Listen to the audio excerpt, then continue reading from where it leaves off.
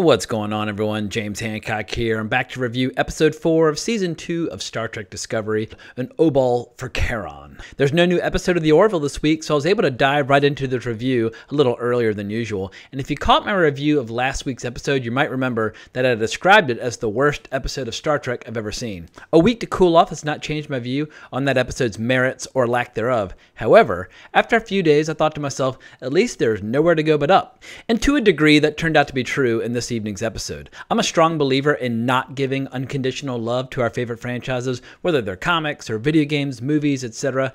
Life is short, and when a franchise goes sour, I take my time and my money elsewhere. In particular, if the folks behind a franchise appear to be deliberately provoking and alienating its most loyal fans. But with that in mind, I try to always leave the door open for potential redemption, especially with franchises that I've loved at this point for decades. Perhaps that's foolishly naive on my part, given Alex Kurtzman's track record of damaging beloved franchises like Spider-Man and the Universal Monsters, but I refuse to completely give up on Star Trek, even when I have absolutely zero confidence in the writing staff currently working on the show. And overall, I thought tonight's episode had some interesting ingredients. It had some others that made me vomit in my mouth, but before I get to my official review, I did want to share some interesting news that I came across over at treknews.com. As of right now, the Section 31 show has not been given a full series order, but there are 2 writers who are currently fleshing it out. Depending upon your feelings about Discovery, you can interpret that news as you like. The site also featured a few quotes from an interview with Patrick Stewart about the upcoming Picard show, which he emphasized is set 20 years after the events of Star Trek Nemesis. There was nothing particularly revelatory in the interview, apart from the possibility of the new show running 3 years, but I've seen no confirmation yet that CBS has officially given this show the green light. But given the love and affection even non-Star Trek fans have for Patrick Stewart, I think it's safe to assume that most likely this show will probably go into production a little later this year. At any rate, let's dig into tonight's episode, An Obol for Charon. The name comes from Greek mythology, and it refers to the coin that you give to Charon the ferryman in order to pass into the underworld. And as a kid, I first saw Charon in action in the 1981 movie Clash of the Titans, which was my first official exposure to the work of Ray Harryhausen. At the time, I fantasized about getting the full set of Clash of the Titans action figures, but sadly, I only managed to get my hands on Thalo, Captain of the Guard, probably because all the other figures were sold out. I was 5 years old at the time, so I got over my disappointment pretty quickly as my attentions shifted to G.I. Joe, Masters of the Universe, Transformers, which were all about to hit me like a giant tsunami. So I should confess that I went into tonight's episode with some feelings of dread because Andrew Colville, the writer behind last week's debacle, was one of 4 writers and editors on tonight's episode. It looks like a few extra cooks in the kitchen helped out, but there were a few lines that sound distinctly like Colville, which I'll be getting to in a few minutes. As teased last week, this episode did introduce Rebecca Romijn as Pike's first officer, but sadly she's barely in the episode. Rebecca Romijn won me over with her portrayal of Mystique in the first 2 X-Men movies. I pretend the third doesn't exist. But for the adults in the room, if you haven't seen her in Brian De Palma's Femme Fatale, I urge you to do so. Romijn performs a striptease that is one of the best in movie history.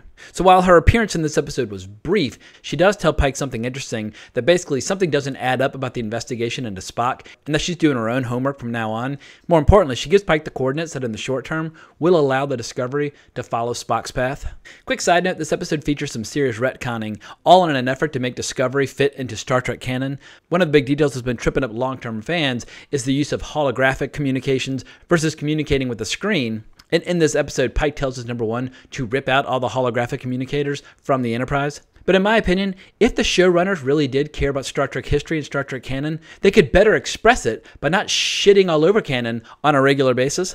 In any event, the main drama of this episode centers around this mysterious living sphere that is many thousands of years old, and it rips the Discovery right out of warp and holds it in a stasis field. The Discovery only has a limited amount of time to figure out why before Spock's trail goes completely cold. What I thought was cool about the sphere is how it looked a lot like the planet Apocalypse from DC Comics. And personally, these godlike cosmic entities have always been my favorite kind of adversaries in Star Trek. In the old days, Kirk, through pure grit, would find some way to bluff his way out of the situation. But I love how the sphere gives us a little bit of a break from the story of the Red Angel, a story I personally don't really care about. But as the Sphere and Discovery attempt to communicate, all hell breaks loose with a virus that basically creates a Tower of Babel scenario on the ship, and as major systems fail, Saru confesses that he can feel the approach of his own death, but that until that time arrives, he'll do his best to lend a hand. Jet Reno, Stamets, and Tilly find themselves locked in a room with the fungal parasite, which proceeds to attach itself to Tilly's arm. While actress Tig Notaro has a bad habit of speaking each line as if she's embarrassed to be a part of the show, I have to admit that her character Jet Reno is starting to grow on me a little bit. She gives Stamets a lot of shit about his over-reliance on mushrooms as a means of transportation, and then suggests hacking off Tilly's arm entirely to remove the parasite. Personally, I think Tilly's character would be a lot more interesting with a few legit battle scars. But then as Saru and Burnham struggle to find a solution to their dilemma, we get yet another really annoying scene, very reminiscent of the scene that I despised in the previous episode where they discussed how Spock had empathy deficits. The writers on the show are in serious danger of overusing this word, in that it comes up 3 more times this episode alone, as Burnham describes Saru as the most empathic soul she has ever known.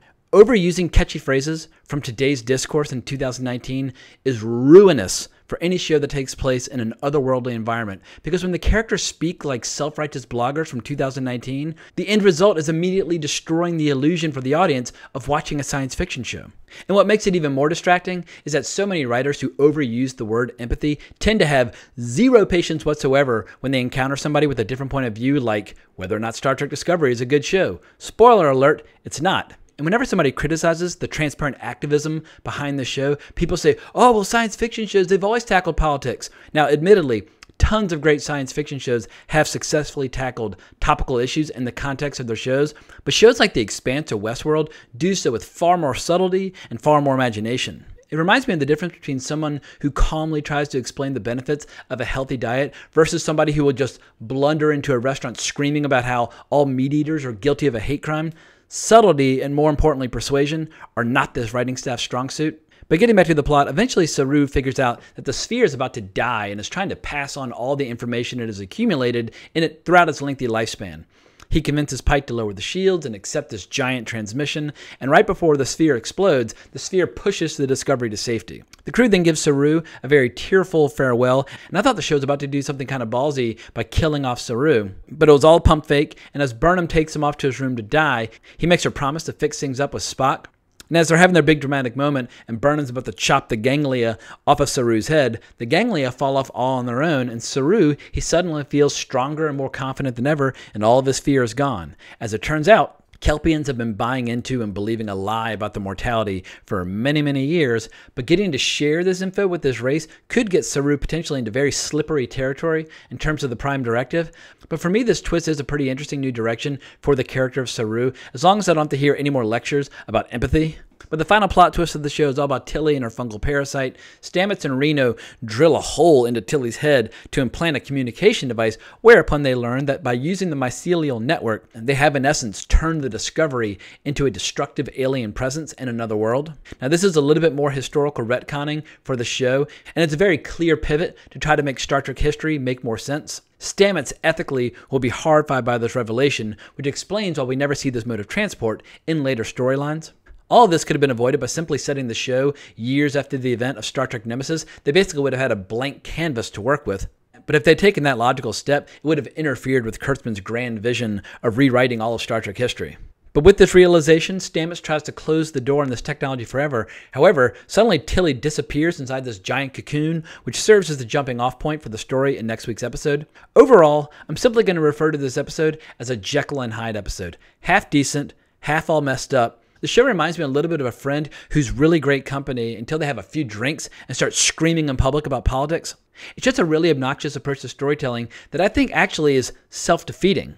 So I remain incredibly skeptical about Kurtzman's leadership, his vision, his choice of writers, but I will continue to follow the show. And who knows, maybe at some point the powers that be over at CBS will recognize that Kurtzman's essentially killing the goose that laid the golden egg, and will get rid of him and all of his sycophants and bring in a whole new staff. At this point, that kind of feels like fan fiction, but one can always hope. In any event, I think I'm going to go ahead and wrap this video up, but if you enjoyed this reaction and review, please consider subscribing to my channel. I would really appreciate it. If you want to talk about Star Trek or Discovery or the Orville or whatever, you can find me on Twitter at Colbrax, and there's a link in the description below. But can't thank you enough for watching the video. I really appreciate the support, but more importantly, as always, onwards and upwards.